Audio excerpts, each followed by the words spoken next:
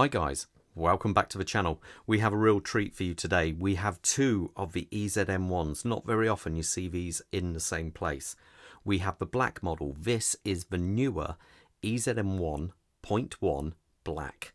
And the silver coloured one is the EZM1 2008 limited edition. This was the watch, well in fact it was the very last watch where you could buy new fitted with the Le Manier 5100 movement, which is now somewhat of a legend. So what do we like out of the two of them? They are very similar, but dare I say it, so different in the way they feel and operate. The black model, this is the newer reinterpretation, so it hasn't got the same dimensions as the original model. It is somewhat larger.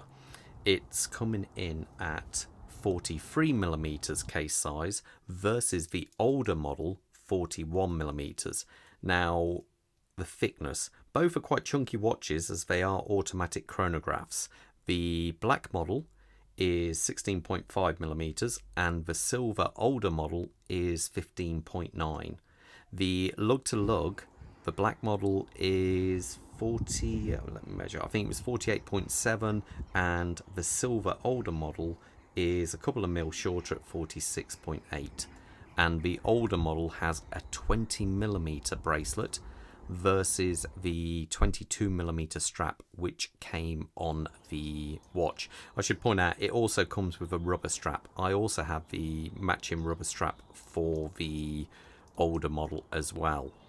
Now with them in my hand I can feel straight away this is a lot heavier watch. Now I weighed these watches earlier and on the leather strap this came in at 125 grams and this one came in at 98 grams. Now the reason for this is made of pure titanium. It is so light in comparison. I know it doesn't sound much, like 27 grams doesn't sound much, but remember also this is on a leather strap. Now there's never been a black bracelet made for this watch. You can't buy it with a black bracelet, but I thought I'd have a play, so I have a SInn U2 here, all black. Now I thought I'd see would this bracelet fit this watch, and hey presto, check it out, it does. It actually fits. Okay, the end lugs, the end links don't quite match the straight edge of the lugs, but it still looks pretty damn good. But there again, then we change the weight. Being that this is steel, on the bracelet this came in at 199 grams, so double the weight of this watch. So gives you an idea there. Dial wise they both look exactly the same. One thing I should point out, the only thing I have done on this, as you can probably see, the anti-reflective coating isn't as good because I have removed it from the front of the crystal because it was scratched. But after all, this watch is coming on for what, 14 years old. This one is brand new. So dial wise they look exactly the same. They keep the same ethos of the mission timer, which is what this watch started, and so it's very minimal, clear, legible, easy to read. Now as I say, both of these watches are chronos. If I click this, let's have a listen. Well, before I do, reason why these are lefties on left hand side like many SInns is it was designed for the military and the military specified they wanted them on the left hand side. They said if we're going into a situation where we're wearing thick rubber gloves, using firearms, they do not want anything pressing on the back of their arms while on the back of their hands while they're using a firearm. So here we go, let's have a listen to that clip. Very solid. Slightly muted in comparison, but both very solid. The movements, as I say, this is the legendary Le Manier 5100 and this one is the SInn EZM1. Now the Le Manier has been a tried and true kind of like tested movement over the years. It's supposed to be able to take really high G-force. It's not a particularly pretty movement, but it's just a real workhorse. 17 joules, 48 hours of power reserve. By contrast, the movement in this looks fantastic. It's just a shame you can't see it on this. It's basically a modified movement. I think that it was all done in-house by Kyle, their watchmate, their chief watchmaker. It's a modified 7750, and they've removed the subdials and created the center seconds. Now, one of the big differences with these, you might have noticed in the intro, is that this hand jumps to the minute marker, whereas this one slowly goes round.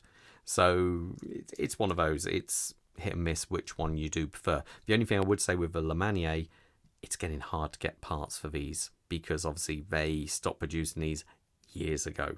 So that's one thing to be aware of. Now, case-wise, we have a full titanium case. It is the classic SInn lines. What I mean by it is they have these very angular lugs, and the bevel as well is very angular. It's all titanium. This one is marked up as it is the limited edition model, and we have a copper sulfite crystals there.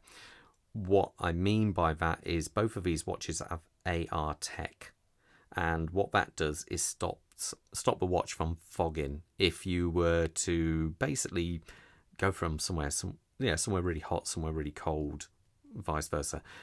It's one of these things many people say, oh, it's overkill, it will never happen. But yet Robin, the gentleman who gave me this to review, actually did have it happen on his Rolex.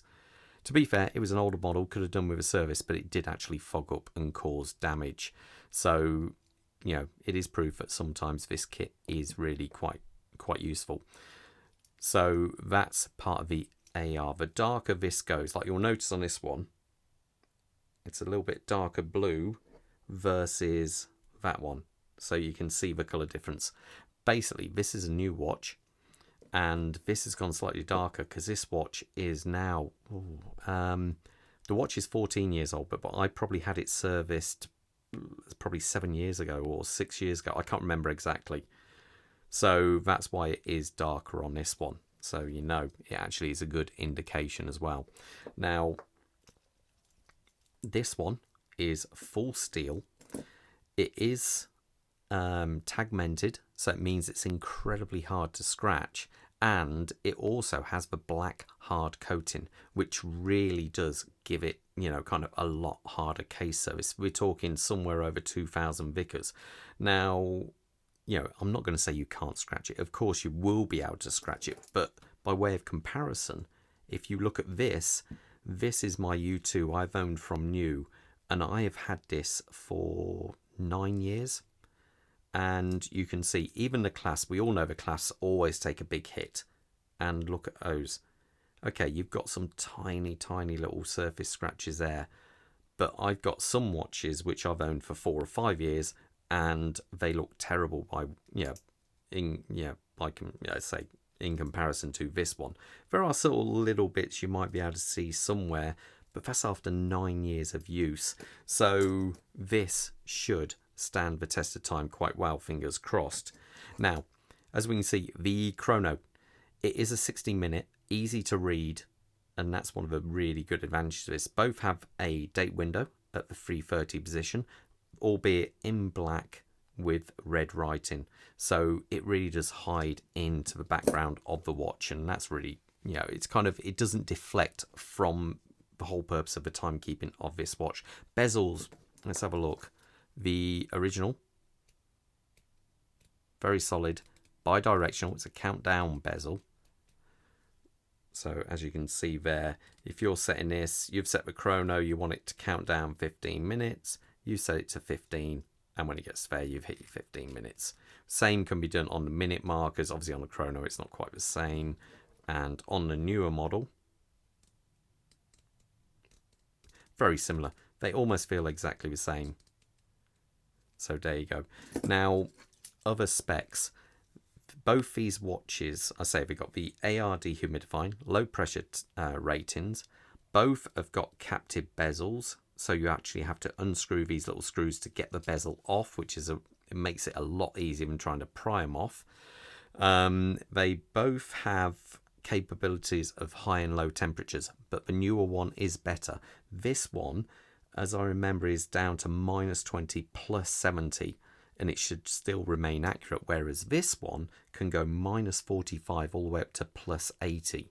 So I don't think that is just down to the oils. I don't know if it's because of a movement. I'm really not sure. So that is really quite impressive. But one of the things which did surprise me is the older model is a 300-meter diver. The newer model is a 200-meter diver. That I was actually quite, I really thought they'd both be 300 meters, but they're not. The pushers, though, on this, it does have a really nice trick. These have a D3 system. So basically, if you were swimming, you wouldn't want to press these pushers because you can get water ingress into the watch through them. So you wouldn't want to press that. But on this, the D3 system, you can go swimming and press the buttons no problem at all. So that is a really nice feature on those watches. So on the back, we have a sealed case back, a solid case back here. As you can see, the SInn EZM1, kind of a bit of a legend really, that one. And we've got the clasp here. The fold over clasp, you have 3 levels of micro adjustment, and it's still quite thin and nice. The bracelet on this one is screws, as you can see, and it is still, after all these many years, I say 14 years, there's not much stretch on there at all. So that is really quite good.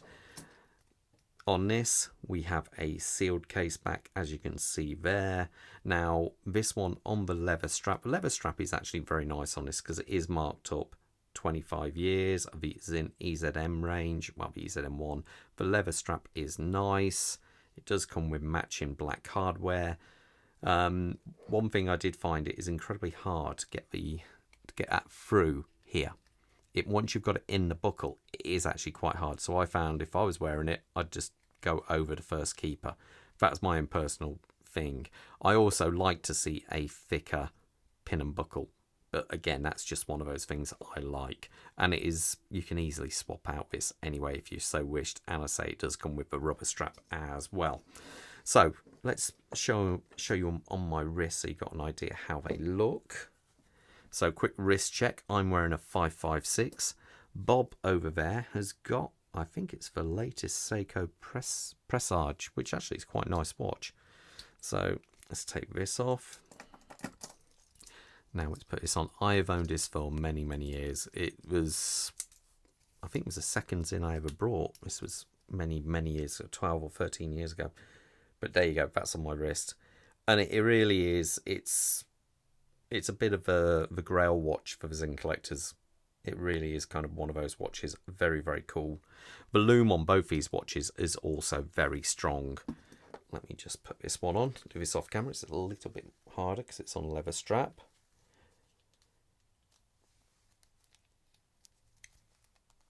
And there you go. That's what I mean by putting it over that keeper. And that's it on my wrist. You can see it obviously is a slightly bigger watch. I have got 7¼ inch wrist, so that's how it looks on there. And I say, even though it's a tall watch at over 16mm, it doesn't look it when it's on your wrist. It really does sink down nicely into your wrist. I know so many people go, oh, I'd never have anything over 14mm, or I want a chrono less than that. Well, unless you're willing to spend over probably £8,000 plus, you're not going to find a chrono which an automatic chrono which is. So there you go. Now, if you had to pick one or the other, which would you go for? The older 41mm model or the newer 43mm model? Please let me know in the comments below. Okay then guys, all the best and stay safe out there. Bye.